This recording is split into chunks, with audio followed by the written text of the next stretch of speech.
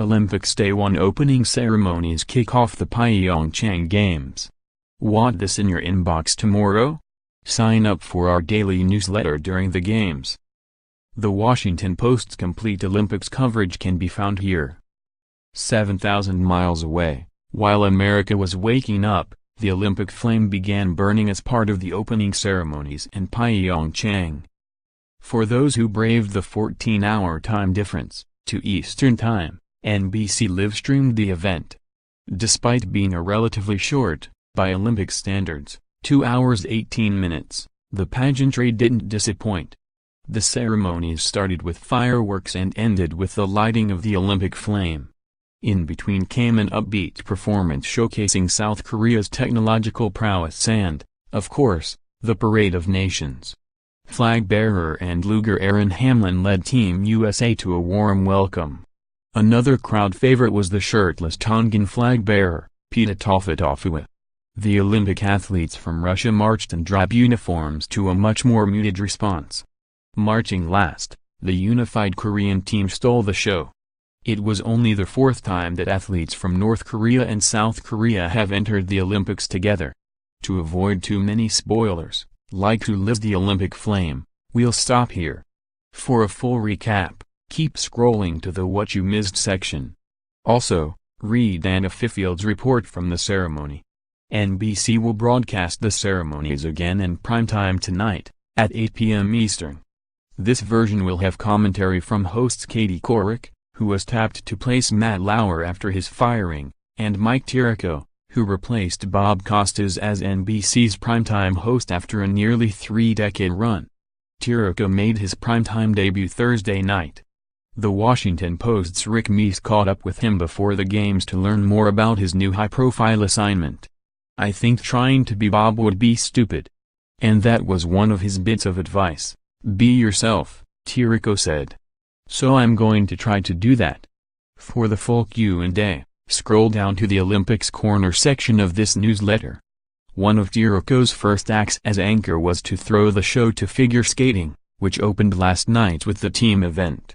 Top contenders Canada, Russia, technically the Olympic athletes from Russia, and the United States were among the nations that began the night with the men's short program, followed by the pairs short program. As far as skating goes, it was a pretty wild night of twists, turns, triumphs and spills. Want to see who came out in the lead? Scroll to the What You Missed section. Or check out Liz Clark's story. Look out for the first medals of the Olympics in the wee hours of Saturday morning, Eastern Time. Both South Korea, short track speed skating, and the United States, cross country, biathlon, speed skating, could find themselves on the podium. The joint North and South Korean women's hockey team also takes the ice for the first time. Confused about the rules? Want to know who the top contenders are?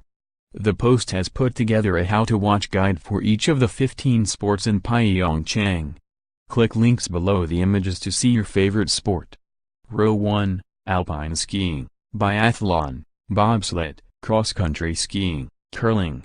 Row 2, figure skating, freestyle skiing, ice hockey, luge, Nordic combined. Row 3, short track speed skating, skeleton, ski jumping, snowboarding, long track speed skating. Opening ceremonies, huddled under blankets and fueled by hand warmers, the world gathered in PyeongChang's 35,000-seat Olympic Stadium to kick off the 23rd Winter Games. The diplomatic box included Vice President Pence. As his guest, Pence invited the father of American college student Otto Warmbier, who was imprisoned in North Korea, released in a coma and later died. Fred Warmbier reportedly sat with the American team. Also in attendance was Kim Jong-un's sister, Kim Yo-jong. It's the first visit to South Korea by any member of the family. Notably absent was Russian President Vladimir Putin, or any other head of that delegation. The International Olympic Committee, IOC, banned Russia from the Games in the wake of a doping scandal. The dignitaries watched as South Korea put on a fast-paced show. Featuring children, a mechanical tiger and plenty of fire, The ceremonies hit many of the usual Olympic notes. But the high-tech displays, pop music, including Gangnam Style, and light shows were decidedly modern additions. PyeongChang's performance was certainly a stark contrast from the stately opening to the Seoul Games 30 years ago. One thing that doesn't change much, however, is the Parade of Nations. As per tradition, Greece was first. Using the Korean alphabet, the U.S. came in after Mongolia. Hamlin led the roughly 240-athlete delegation, with Pence waving from his box. Team USA was sporting battery-powered jackets and gloves straight out of the Wild West. The ike allowed Russian athletes who can prove that they're not doping to compete under the neutral Olympic flag. A total of 169 athletes were invited to participate under the exemption. A last-minute petition to add more was denied. Still, some big names are missing, such as speed skater Victor An, who was the most decorated male athlete in Sochi, 3 gold medals, 1 bronze. As the host country, Korea entered last, to a huge applause, but not from Pence, who sat. North and South Korea entered together, with 2 flag bearers, 1 hockey player from each nation. While their show of unity isn't going over well with everyone, the crowd in PyeongChang seemed to love it. The Olympic flame entered the stadium just before 8 a.m. Eastern. Handed off from one South Korean Olympic great to another, it ended up in the hands of figure skater Yoon Kim. The Olympic champion in 2010, and runner-up in 2014, Kim is a superstar in South Korea. Just after 8 a.m. Eastern, Kim lit the flame and the Olympics were officially underway. Figure skating. When American Nathan Chen was only 10, he predicted that he would be skating in the 2018 Olympics. Last night, at the age of 18, he made the dream come true. Sort of. Nicknamed King Quad for his pioneering quadruple rotation jumps, Chen started by landing the first quad flip in Olympic competition. Then the usually unflappable Chen faltered.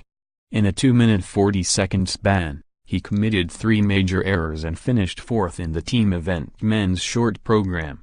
That's the worst short program I've ever seen from Nathan Chen, NBC commentator Johnny Weir said.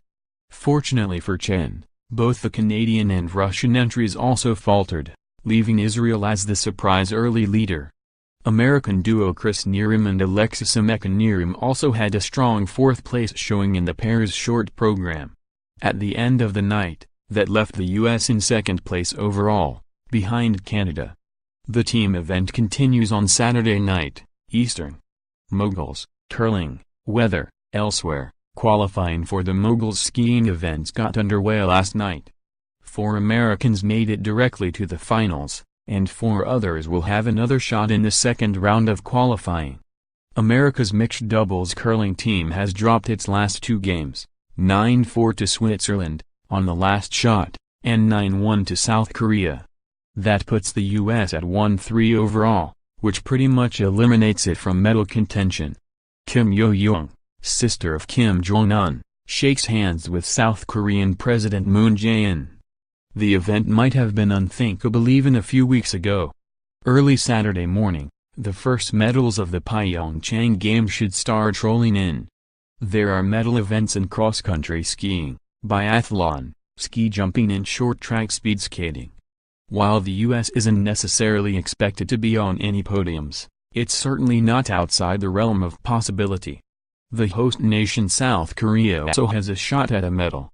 Also on Saturday morning, Mae Mbini will be the first African-American woman to participate in speed skating at the Olympics, 500-meter short track qualifying, at around 5:56 a.m. Korea's joint hockey team takes the ice for the first time Saturday morning, starting at around 7 a.m. Eastern, on USA. It's the first time North and South Korea have fielded a combined team at the Olympics. Perhaps unsurprisingly, the weather continues to be a factor in PyeongChang. High winds are already threatening men's downhill skiing, which is scheduled for Saturday night, Sunday morning in Korea. We have some challenging days ahead, Chief Race Director Marcus Waldner told Reuters. Look who showed up for the opening ceremonies. Trump and Kim Jong-un, impersonators, meet at the Olympics. Hilarious.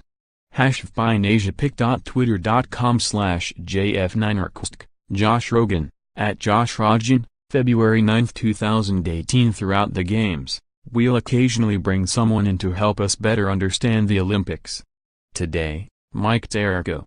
For 11 straight summer and winter games, dating back to 1992, Bob Costas served as the familiar and reliable face of the Olympics. But Costas is sitting out the PyeongChang Games and has passed the torch to Tirico, who will serve as NBC's primetime host, starting with Friday's opening ceremonies. Tirico joined the network in 2016 after more than 2 decades at ESPN and was a daytime host of the Rio Games. He recently spoke with the Washington Post's Rick Meese about his new high-profile assignment. It's not like you're a newcomer to this broadcasting game, but did you seek out Costas for any advice? There's been a long-time friendship there. I don't think that's overstating it. And I can't imagine this job changing hands more smoothly. Bob has been unbelievable in making himself available, if I have any questions. I know I can pick up the phone during the games, and if I have a question, I know I'll get an honest answer. Bob's the all-time best.